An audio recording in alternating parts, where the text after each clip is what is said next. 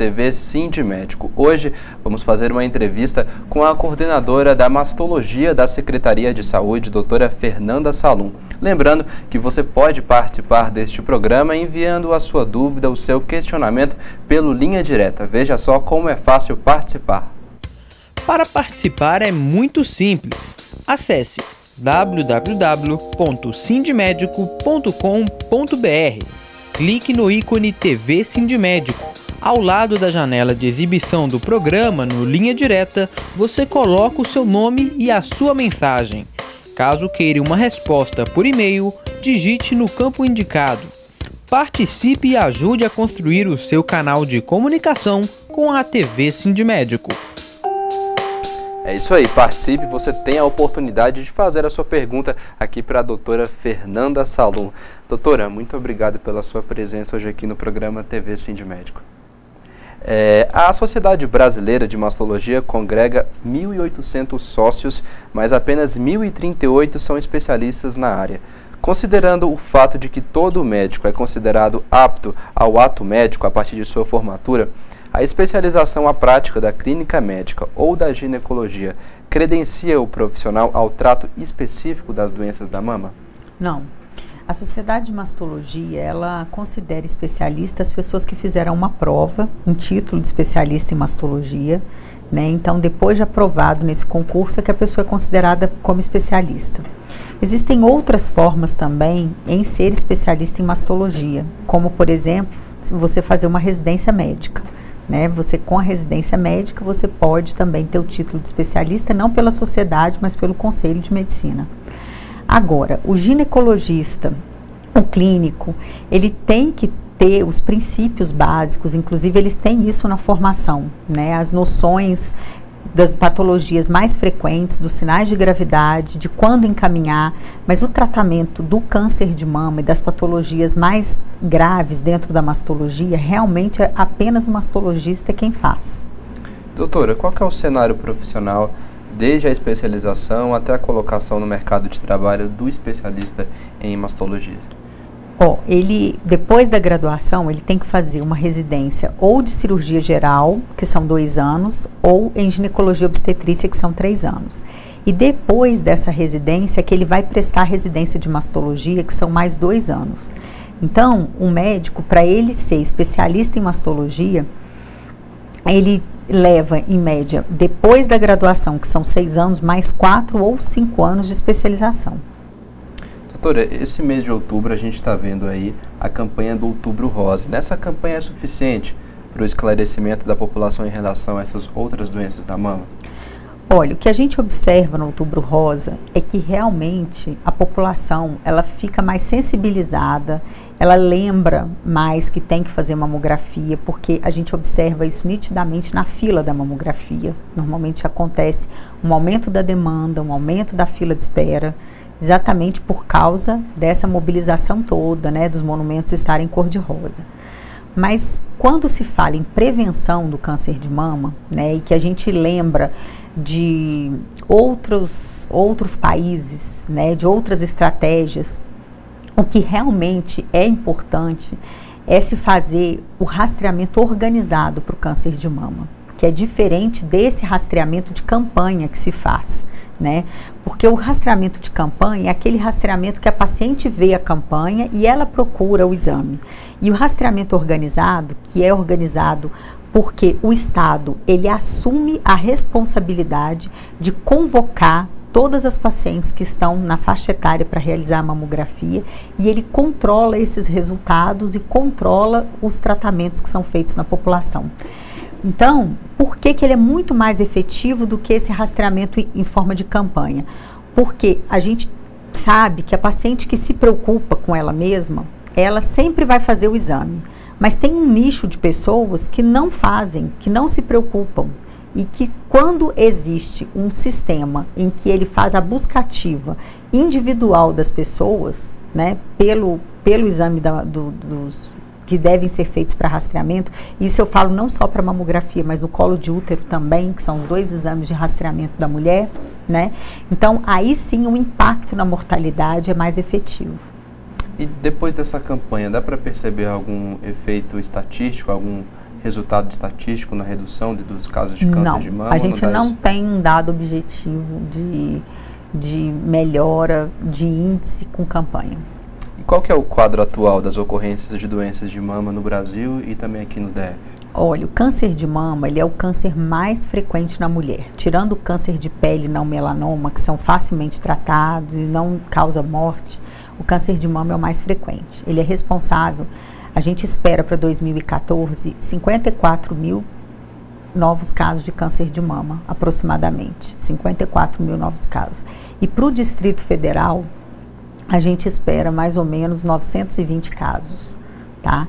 20% dos cânceres femininos são de mama. Então, representa 1/5 de todos os cânceres e é o câncer mais frequente, tirando os cânceres de pele não melanoma.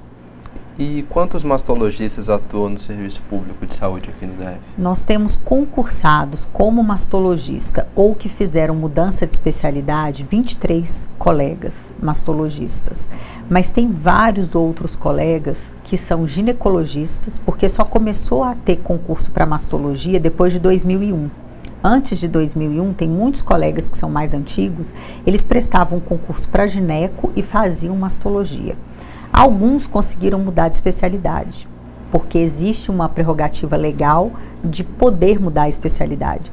Mas esse processo da mudança de especialidade, ele está agora temporariamente suspenso por uma portaria.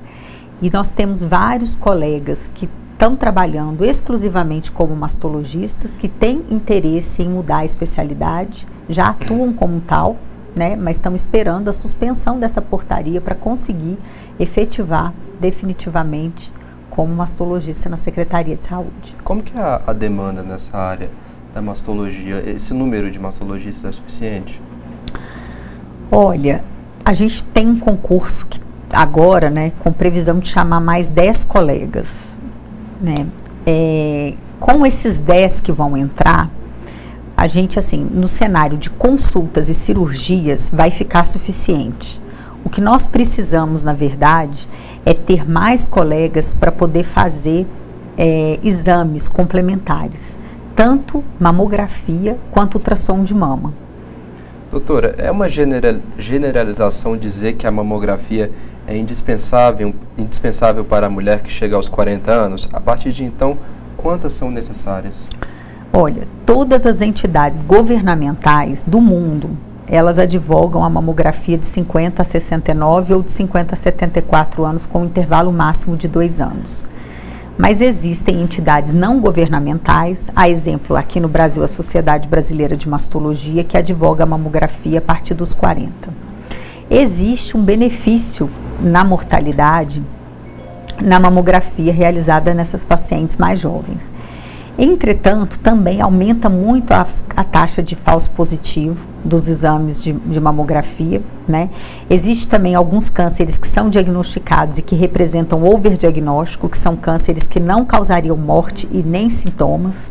Então, se questiona a mamografia nessa faixa etária, porque ela, na verdade, ela causa alguns inconvenientes. E quando a gente para reler, para estudar, no UpToDate, que é uma base sistematizada, que a gente pega para fazer uma revisão sistemática dos assuntos, ele coloca que a mamografia de 50 a 69 anos deve ser discutida individualmente com os pacientes que não têm risco elevado. Paciente que tem família com câncer de mama tem que fazer a partir dos 35, não tem conversa. Mas uma paciente que não tem uma história forte familiar, né, essa realização da mamografia dos 40 aos 50, ela deve ser individualizada.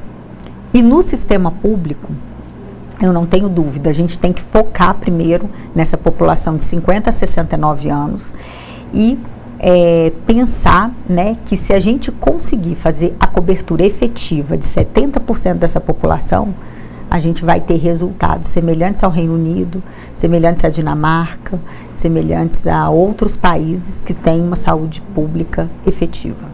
Tá certo. Eu estou aqui ao lado da doutora Fernanda Salum, que é coordenadora de mastologia da Secretaria de Saúde. Lembrando que você pode enviar a sua pergunta pelo Linha Direta, você pode participar aí ao vivo deste programa. A gente vai fazer agora um rápido intervalo. No segundo bloco, mais perguntas que a doutora vai responder aqui pra gente. Até já!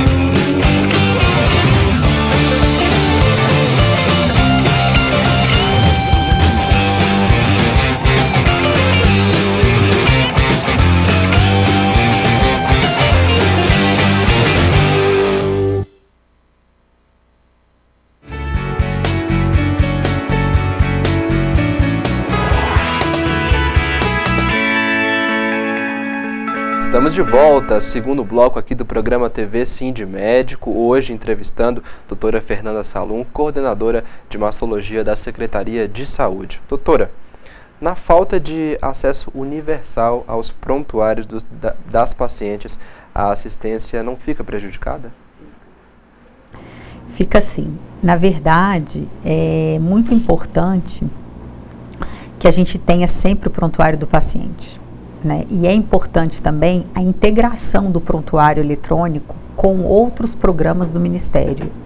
Então, no caso da mastologia, a gente necessita integrar o TREC, que é o sistema que a gente utiliza na Secretaria de Saúde, com o Siscam, que é um programa do Ministério em que a gente tem acesso aos laudos de patologia. Por ele a gente poderia solicitar mamografias e anatomopatológicos. Então é muito importante que o sistema ele venha a nos ajudar. E os exames são solicitados em demasia ou menos do que é necessário, na sua opinião? Olha, aí é genérico, né? Porque assim, como existe em relação à mamografia, vamos falar da mamografia, né? Como existe essa divergência de diretriz, né? Que a Sociedade de Mastologia coloca a mamografia a partir dos 40 anos, eu entendo que isso causa, na verdade, insegurança por parte dos colegas, né? E poderem ser questionados se não o fizerem. Então, eles solicitam. A partir do momento que se solicita e se encontra uma alteração, você tem que investigar. Então, assim, eu não diria que os exames são solicitados em demasia. Eu acho que, às vezes, eles são solicitados, de repente, fora das diretrizes do Ministério da Saúde. Quais são os outros exames necessários na atenção à saúde da mulher? Olha, toda mulher, além de mamografia, mesmo quem não sente nada, tem que fazer o exame de citologia, né? De citologia do colo do útero, que é o exame preventivo.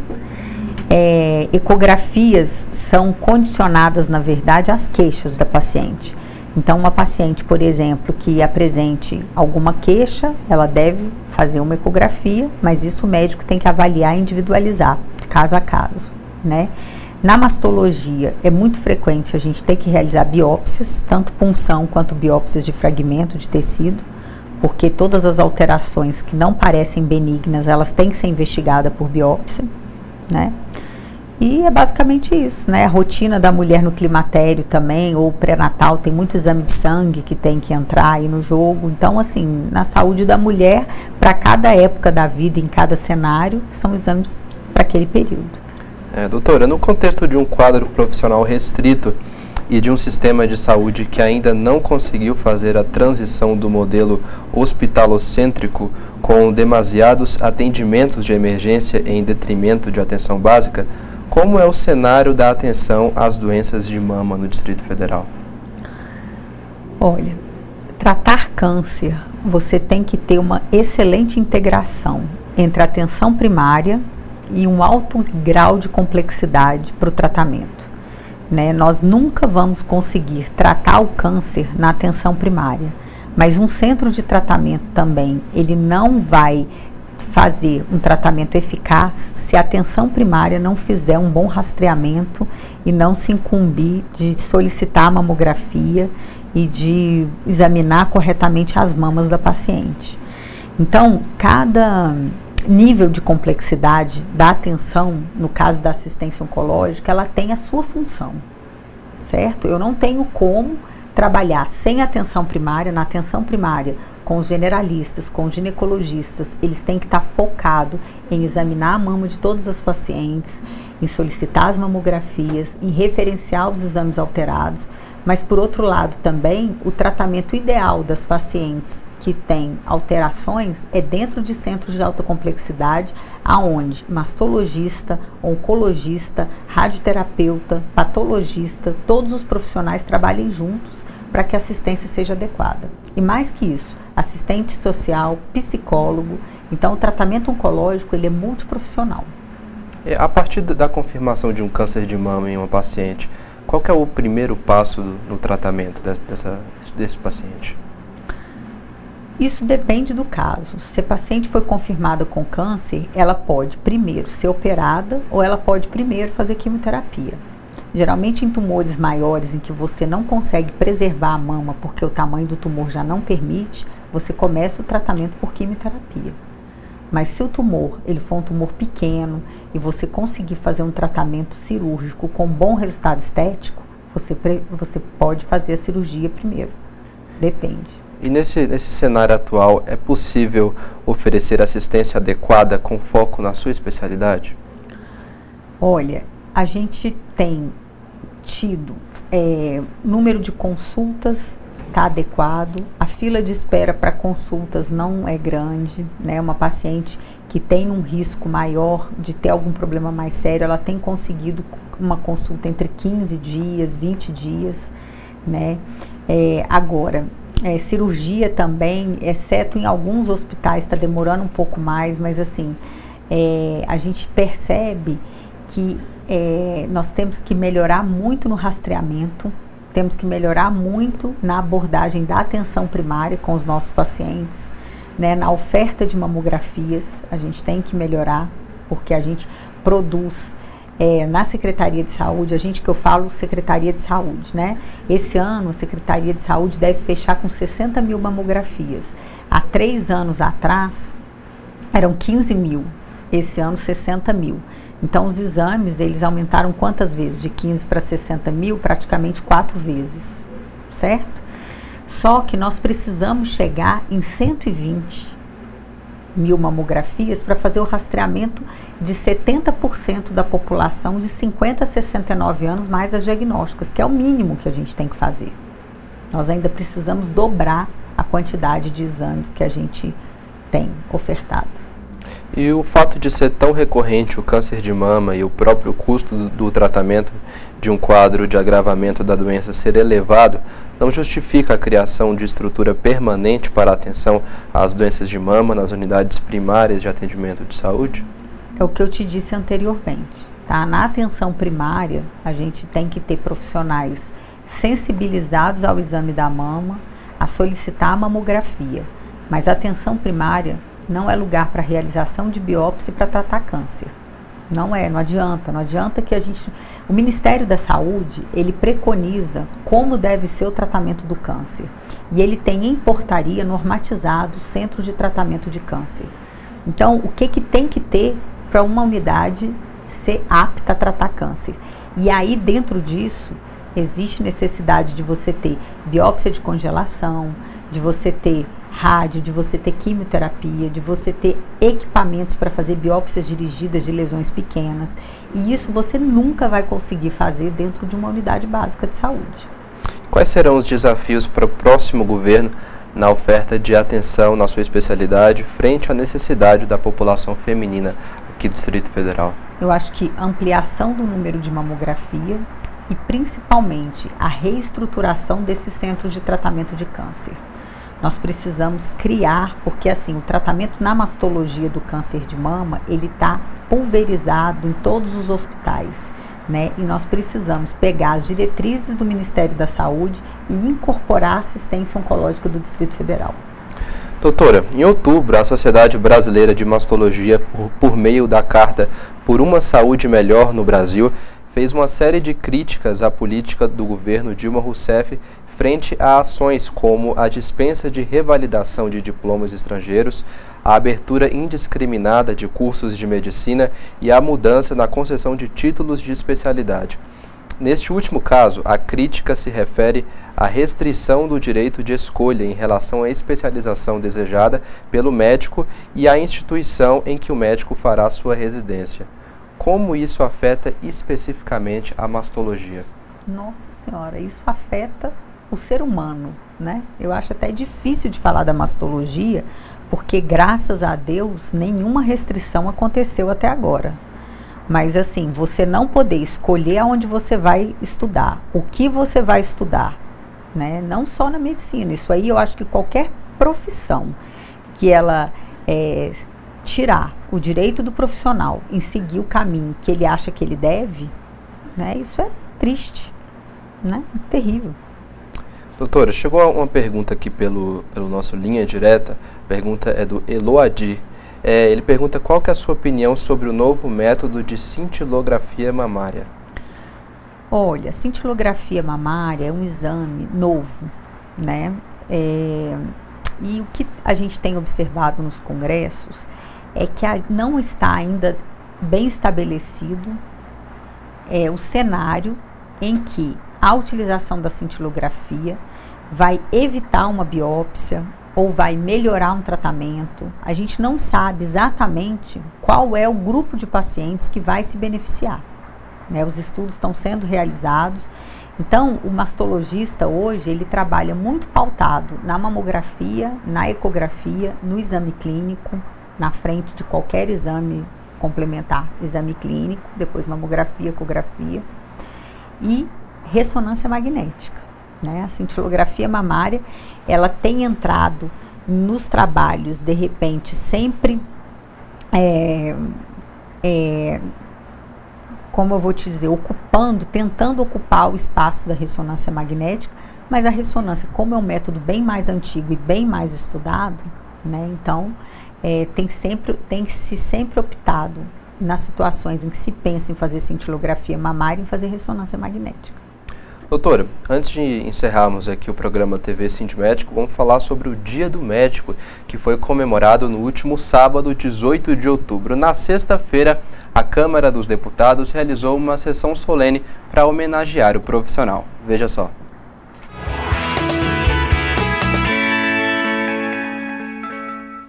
A Câmara dos Deputados realizou sessão solene em homenagem ao Dia do Médico, proposta pelo deputado Isalci do PSDB-DF, que presidiu a mesa na ausência do presidente Henrique Eduardo Alves. Em mensagem lida por Isalci, o presidente da Câmara saudou a classe médica e destacou a atuação do Congresso Nacional nas discussões dos assuntos relacionados à área de saúde. O deputado Isalci, por sua vez, destacou os ataques injustificados da presidente Dilma Rousseff aos médicos e destacou a recente descoberta de militares cubanos sendo recebidos como participantes do programa Mais Médicos para o Brasil. O deputado também criticou os salários oferecidos no concurso público do Hospital das Forças Armadas, menores que os oferecidos aos participantes do Mais Médicos, o que contribui para a perda de qualidade e do nome conquistado por aquela unidade de saúde. O que o Brasil precisa não é só de mais médicos, o Brasil precisa de mais saúde. E para ter mais saúde, o governo precisa investir mais recursos, que ele se nega a votar aqui a emenda 29, que tem mais recursos para a saúde. Ele se nega, inclusive, de criar a carreira nacional, que nós aprovamos aqui através de um acordo e foi vetado pelo governo. E é o que precisa ser feito, uma carreira nacional do SUS, não só para os médicos, mas para todos os profissionais da saúde. O deputado Vitor Paulo destacou a importância do papel do médico, lamentou o recente episódio da falta de alimentos nos hospitais públicos por má falha de gestão.